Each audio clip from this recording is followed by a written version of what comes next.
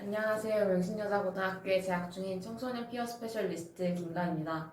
오늘 저는 위기 청소년을 대표해서 소비자의 입장으로 정성과 심리상담센터에 대해 이야기를 해보려고 합니다. 우선 제 이야기를 해볼까 합니다. 저는 어렸을 때부터 분리불안과 부적응이 매우 심했었습니다. 어렸을 때는 나이가 어리니까 아직 그런가 보다 하고 그냥 지나갔습니다. 하지만 그러던 중 저는 왕따를 당하게 되었습니다. 어떻게 제가 10년이 지난 지금까지도 기억을 하고 있을지 의문이 드실 텐데요. 왕따임은 정말 아직도 제가 리플레이를 생생하게 할 수 있을 정도로 매우 큽니다. 저는 그렇게 왕따의 상처가 아물지도 않은 채 초등학교에 입학하게 되었습니다. 저는 이사를 오는 바람에 주변의 친구들과 다 떨어져 아는 이가 아무도 없는 초등학교에 오게 되었습니다. 그 덕분에 분리불안과 부적응은 날로 심해져만 갔습니다. 다른 아이들 같은 경우에는 한 달이면 적응할 수 있었는데 저는 1년이 넘게 적응 기간을 가졌습니다. 하지만 매년 새 학기가 시작되면 저는 다시 불안이 시작되었습니다. 학년이 올라갈수록 나아지는 것이 아니라 점점 더 악화되어가기만 했습니다. 그러던 중 저에게는 부모님보다 소중하셨던 할아버지께서 돌아가셨습니다. 저는 10년간 외할머니, 외할아버지와 함께 지냈기에 그 아픔은 정말 이루 말할 수가 없었습니다. 그런데 그 부모님께서는 저에게 할아버지가 돌아가셨다는 사실을 알리지 않고 제가 이상한 낌새를 느끼고 물어봤을 때야 저에게 답을 해주셨습니다. 저는 거기서 부모님에 대한 신뢰가 무너졌고 배신감과 원망감이 들기 시작하였습니다. 또한 그 시절에는 친할머니께서 동생만 편애하시는 바람에 저는 스트레스가 매우 커졌습니다. 그렇게 많은 힘든 경험을 하고 있었을 때였습니다. 이럴 때 엄마께서 이상한 낌새를 느끼시고 상담을 받아보는 게 어떻겠냐고 저에게 제안을 하셨습니다. 저는 너무나 힘들었던 상황이었기에 흔쾌히 상담을 하겠다고 하였습니다. 그렇게 8번의 상담이 시작되었습니다. 그 상담은 매우 효과적이었습니다. 상담사님께 제가 겪었던 어려움들과 힘듦 그리고 스트레스들을 얘기하고 나니 스트레스도 풀리고 상담사님께서 그럴 땐 어떻게 대처하면 좋다고 얘기를 해주셨습니다. 그 덕분에 저는 매우 많이 호전되었습니다. 부모님 또한 제가 지금 현재 어떤 상황이고 어떻게 대처해야 되는지 알려주셨습니다.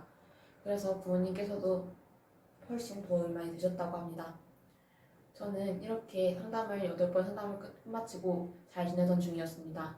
하지만 5학년이 되었을 때 저는 다시 불안이 늘 그랬던 것처럼 다시 찾아왔습니다.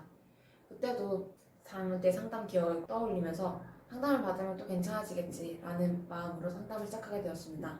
하지만 그때는 보안 발작과 강박증까지 같이 있어 더욱 힘들었습니다. 사실 상담 선생님과 제가 아직 가까워지지 않은 그 시점에서 상담 선생님께서 제게 맨날 걸러오시는 잘 지내는 전화가 저는 매우 부담스러웠습니다.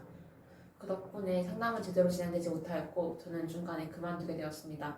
하지만 친구 관계가 개선되니 강박증과 불안장애도 좋아졌습니다. 그 학교를 마치고 저는 친구들이 잘 가지 않는 중학교에 가게 되었습니다. 한 친구의 설득에 말이죠. 하지만 그 친구는 곧 저를 배신했고 저는 혼자가 되었습니다. 맞아, 저는 다시 불안에 시달리게 되었습니다. 저는 매년 시간이 지날수록 시험 불안과 강박증 그리고 공황 발작도 점점 심해져 갔습니다. 이를 보다 못해 위클래스 입학 때부터 저를 상담해 주시던 위클래스 선생님께서는 제가 시험 불안으로 너무 불안해하니까 차라리 매년 이렇게 힘들할 바에는 검정고시를 보는 게 낫지 않겠냐고 말씀해 주셨습니다. 저는 그 말이 너무 마음에 와닿았고 용기를 내어 부모님께 말씀드렸습니다. 하지만 제게 돌아오는 말은 검정고시도 일종의 시험인데 네가 그걸 할 수 있겠냐는 말과 인생은 시험의 연속인데 그걸로 어떻게 되겠냐고 그냥 이겨내라고 하셨습니다. 하지만 저는 그때 정말 한계에 다다라 있었습니다. 그래서 점점 강박증과 공황장애는 점점 심해져 갔습니다. 부모님께서는 이 어려움을 친구들이나 선생님께 티를 내지 말라고 하셨습니다. 그러면 교우 관계는 더 힘들어질 거라고 말이죠. 그 덕분에 저는 포커페이스의 달인이 되어갔습니다. 안에서 힘들어 죽겠다고 정말 더 이상 못 살겠다고 노동을 치는데 겉으로는 웃고 다녔죠.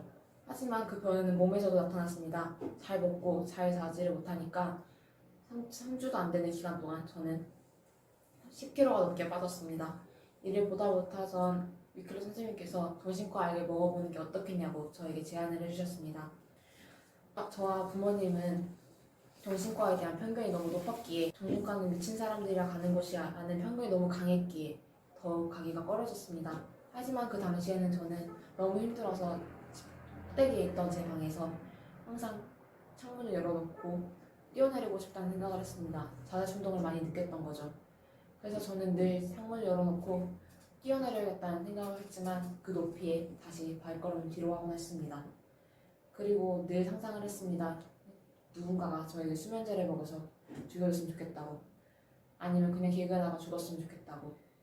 너무 아픈 건 겁이 나지만 2, 3일 끝내고 싶었기 때문이죠. 그래서 저는 정신과 상담을 받게 되었습니다. 엄마께서는 오시던 중에 다리에 힘이 풀려 넘어지곤 하셨죠.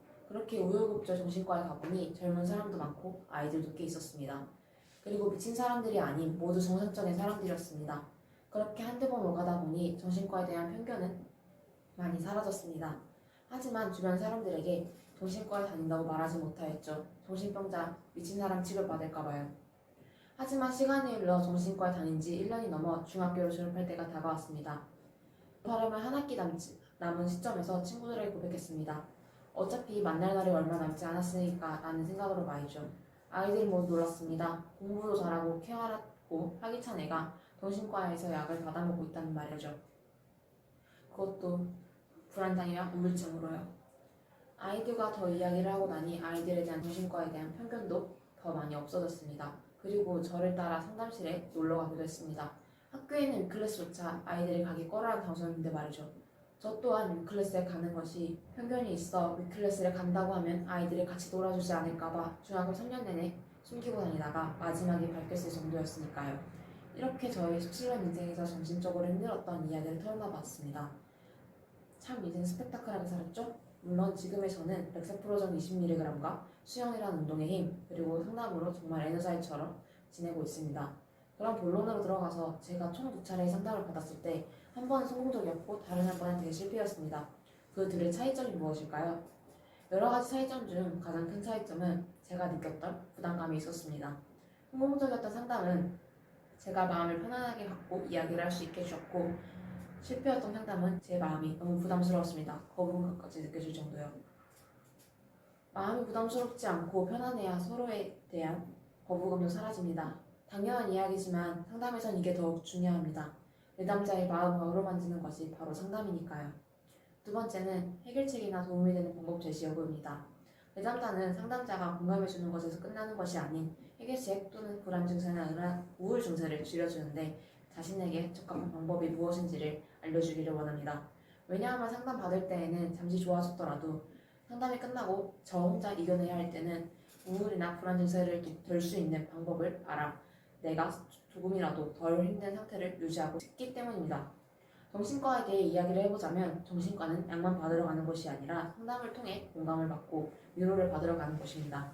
하지만 제가 다녔던 정신과 중에는 저와의 이야기에 공감을 해주시는 것이 아니라 계속 저와 토론을 하듯 자꾸 관계를 드시는 정신과 선생님도 계셨습니다. 전 분명 따뜻한 공감과 위로를 받으러 간 곳인데 말이죠. 위에서 얘기한 원활한 상담을 위한 상담자가 해야 할 일 외에도 가장 중요한 것은 공감입니다. 여기서 말하는 공감은 그랬구나 꿈의 공감이 아닌 정말 마음에서 우러나는 공감으로 내담자의 마음을 어루만져 줄 수 있는 공감입니다. 저는 약에 대한 부작용이 일어난 적이 있었습니다. 불안이 심해져서 약을 먹었는데 더 심해지고 안절부절하지 못하였습니다. 손과 발을 가만히 둘 수 없었죠. 그래서 병원을 바꿨습니다. 하지만 바꾼 병원은 위와 같이 쌀쌀맞게 되었습니다. 그럼에도 불구하고 저는 그 병원을 꽤 오랫동안 다녔습니다. 왜 그랬을까요? 약이 겨우 잘 맞는 곳을 찾았는데 병원을 또 다시 바꾸면 부작용이 나타날지도 모른다는 불안감, 그리고 여기가 나에게 맞는 병원인지 알아보기 위해 한 번 상담을 받으려면 정신과의 특성상 오래 기다려야 했기 때문입니다. 다른 과처럼 후기도 많으면 후기를 찾아보고 여기가 괜찮은 곳이구나 하면서 가면 되는데 정신과는 후기가 거의 없어 일단 들어가서 오래 기다린 뒤에 상담을 받고서야 여기가 괜찮은 곳인지 알 수 있었습니다. 저는 위에서 언급하진 않았지만 총 3번의 상담과 4곳의 정신과를 갔었습니다. 이렇게 여러 곳의 상담과 정신과를 다니면서 소비자, 즉 내담자로서 느꼈던 점, 상담자에게 바라는 점, 그리고 저의 이야기를 발표해보았습니다. 그럼 오늘의 핵심이었던 제가 내담자로서 가장 중요하다고 생각하고 상담사가 해주기를 바라는 점을 정리하며 마치겠습니다. 첫째, 내담자의 마음을 편안하게 해주는 것이 가장 중요하다. 둘째, 공감만 해주는 것이 아니라 해결책이나 도움을 되는 방안도 제시해줘야 한다. 마지막으로 무엇보다도 중요한 것은 가장 기본이 되는 공감이다. 진심으로 마음에서 나오는 공감이어야 한다. 이상 청소년 피어 스페셜리스트 김가은이었습니다. 감사합니다.